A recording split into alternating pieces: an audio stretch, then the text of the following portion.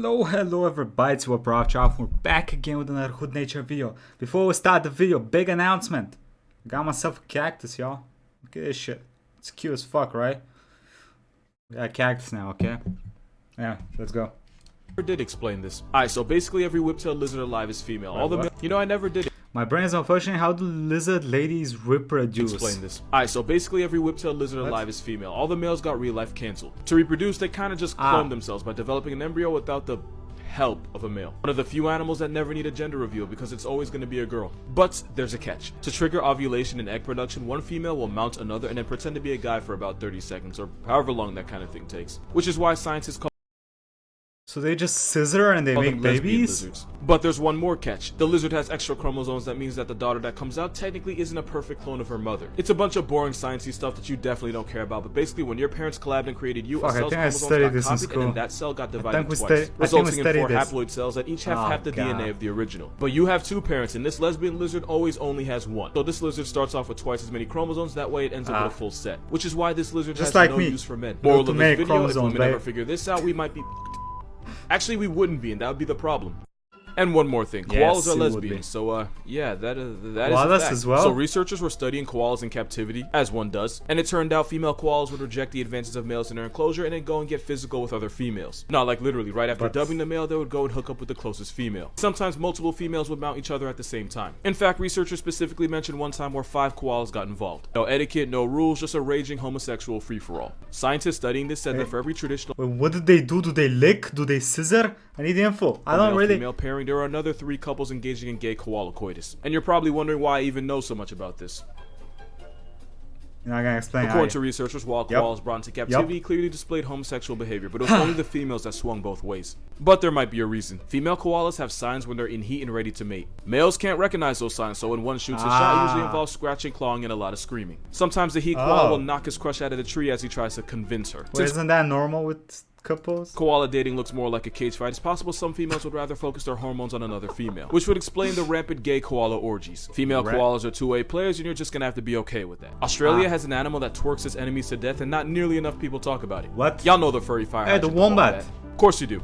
First of all, they're bigger than society wants to tell you, and the biggest ones can weigh almost 80 pounds. And number 2, its only defense is that its ass is reinforced with cartilage and muscle. Not even kidding, this is the type of time they're on. So when a predator like a fox chases the wombat will run to its burrow and dive into the tunnel ass first like a stripper. If the predator manages to force its head into the burrow, this plush bowling ball will use its backside to crush its head against the roof of the tunnel. Yup, that's right. What? Why don't they just bite his ass? Wait, he wasn't joking. That's a fox. It uses thickness as protection. Death by twerking. They'll also throw in a few donkey kicks to the face to really hammer home the point that they are not to be fucked with.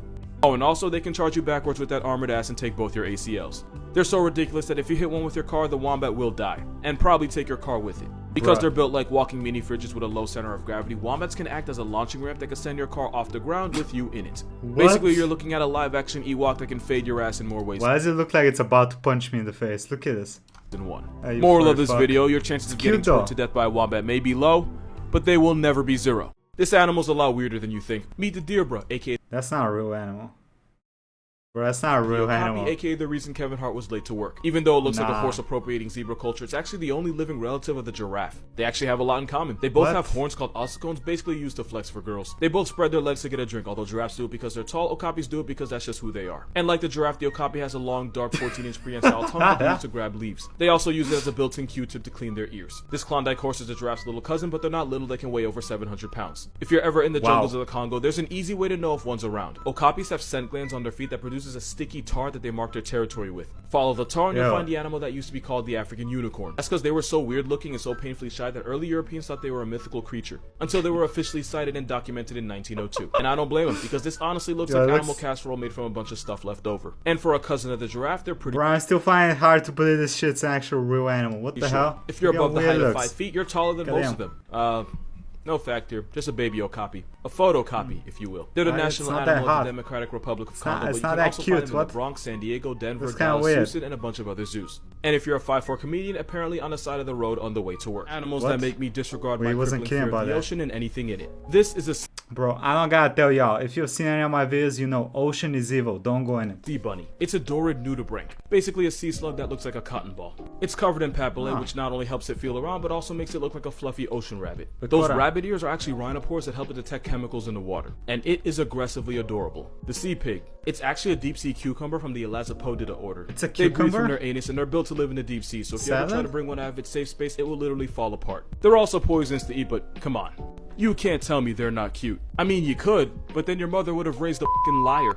And now we have the Ascidians, But I aka think the disgusting. Tunicates, aka the Sea Squirts, aka Finding Nemo but make it Tim Burton. They're invertebrate filter feeders found all over the world. Some of them can swim freely, but most of them just attach themselves to a rock and call it life. Also, they're called Sea Squirts because if you take them out of the sea, they'll die. squirt. And I don't know what it is about them, but yes. Also, it would be a first-degree offense if I didn't mention the skeleton panda sea squirt. I am 99% sure this is Photoshop, but that 1% is what got me out of bed this morning, so here we are. 5 things I guarantee you didn't know is about it gorillas. Photoshop? The sound of Okay. them beating their chest is something no words can possibly ever prepare you for. What the fuck? What the fuck? Why does it... Bro, what? This Nah. 400-pound live-action dog No, no. I was expecting some ground shaking shit. What? Donkey Kong is afraid of insects like caterpillars and reptiles, especially chameleons. Baby gorillas will play with almost anything but hit the brakes immediately the moment they see this. Same dude y'all thought could do something with Godzilla gets sent packing by his mini-me. Now ain't that a bit? On top of that, gorillas hate water and they really hate rain. If a troop of gorillas gets caught in a storm, they'll just sit motionless and wait for the rain to pass. If there's a cave or some shelter nearby, they'll go ahead and hide in it too. Which is weird because gorillas will walk through swamps and babies will play in water, but rain is where they draw the line. What? Gorillas They're bite like as hard as cats. grizzlies and twice as hard as lions. A motivated grizzly bear has a bite force of about 1,100 pounds per square inch. Streets say that's enough to crush a bowling ball. But gorillas have a bite force of 1,300 pounds per square inch.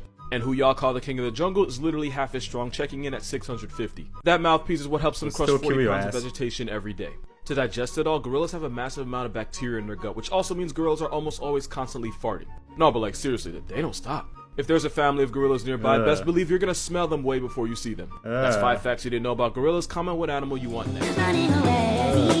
Boy, music. Music. Life is a mountain, so people don't just want to see us. Don't be a sheep. Be a goat. Greenland sharks have been found with reindeer and polar bear remains in their stomachs, and one was even caught choking. What? Excuse me. Gura what? Gura what? Shark facts that nobody ever told you. Greenland sharks have been found with reindeer and polar bear remains in their stomachs, and one was even caught choking on a piece of moose off Newfoundland. US Navy submarines were forced to reinforce their sonar domes with fiberglass What the fuck is that? because the cookie cutter shark kept mistaking them for Oh, whales yeah, and biting true. cookie-shaped holes in them. Statistically, you're more likely to get game over by a that. falling coconut or a vending machine than an actual shark. Yeah, I know Sharks about that. technically have 2 of that things, guys usually only have 1 of. The guy shark will use one of his 2 claspers to deliver baby makers to the female, all while holding her. Wait, shark can go double penetration with one shark? Her down by biting her hard enough to sometimes leave scars. Sharks do be freaky. Female sharks are more ran through than a yellow light, to the point where one shark litter can have up to 5 different fathers. Basically, a whole starting lineup would pass the paternity test, but since there's no child support in the ocean, they chillin'. The sand tiger shark will swim around and subtract every single one of their siblings and eat them, all while still inside the mother's uterus. The baby catches multiple life sentences before he technically even starts his, as he puts half his family reunion on his shirt. Something you'll get a lot of hate for if you say it out loud. These guys deserved way better than they got. Hear me out, okay? So all we know is that their entire population got banished to the literal shadow realm, the elephant graveyard. They never really tell us why, so I'm not saying racism, but it's definitely something. Then Mr. I Can't Wait to Be King decides to deliberately disobey his father and not only trespass on their land, but insults them right to their face. And then right before the hyenas are about to exercise what Americans call stand your ground, Mufasa swoops in and just violates their entire way of life. And then he says this. If you ever come near my son again. Imagine somebody's child crawls into your backyard, calls you stupid, and then their father pulls up and beats the brakes off you, only to say, Damn. If you ever come near my son again. yeah, I'd be heated Damn, too. that's Fast forward fucked after up. they help Scar come up, bro wanna act different and start treating them like second-class citizens. After they turn Scar into a rogue, we never see them again. Did they get banned again? Did they starve to death? Probably. We don't know, cause Disney ain't telling Probably. us. And when you think about it, the only reason they went along with it is just cause they wanted food. Yeah, Disney did them dirty. Hyenas deserve better. And their own movie. You will not change my mind. These are 3 ways cats finesse humanity Hey, and got away hyenas with cute. it. Number I'm 1, they okay with literally that. mind control us. Cats carry a parasite yeah, that's the proven to fucking bacteria. psychologically affect rats and mice, making them less fearful of cats and easier to get clapped. Normal rats will avoid areas that smell like cat or cat urine, where infected rats will give substantially less.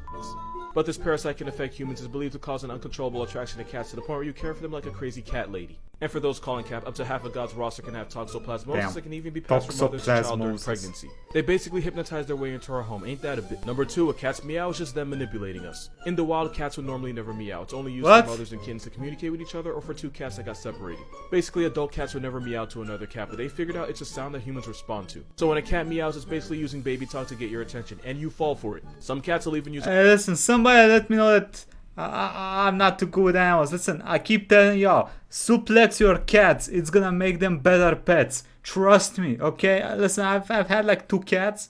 The purr cry that humans find impossible little to brain ignore. damage is never bad. They know exactly what they're doing. Number 3, they domesticated themselves because unlike dogs, goats, and pigs, we had no reason to domesticate them ourselves. Well, we rats, don't eat them and we don't use them to hunt for food Wait, don't we use them to remove rats and shit? like we did with dogs, so technically there was no real reason to have them as pets. But cat sauce is free food and vibe, so they tolerated us just enough to eventually diverge from their wild relatives. Which is why an animal that never needed to be a pet is now in millions of homes around the world, and no animal has ever finessed that hard. And then they got the audacity to act like they're too good for us, like bruh, you chose this life. There's being down bad, and there's being this beetle. So the flower beetle, right? The competition for females is so high that it causes the males to do some of the most down atrocious things I've ever heard of. Because male flower beetles are bisexual, and half the time they're mating, they're actually mounting another male. They'll even go as far as to release inside them. But there's That's some prison shit, huh? There's actually a reason for this. Basically, by injecting another male with their own baby maker, if that male mates with a female, it's possible that the love juice of the first male is what gets transferred. Meaning it's possible for a male to knock up a female without ever meeting her because he turned his competition into a walking spank bank. And believe it or not, a lot of male insects actually swing the other way.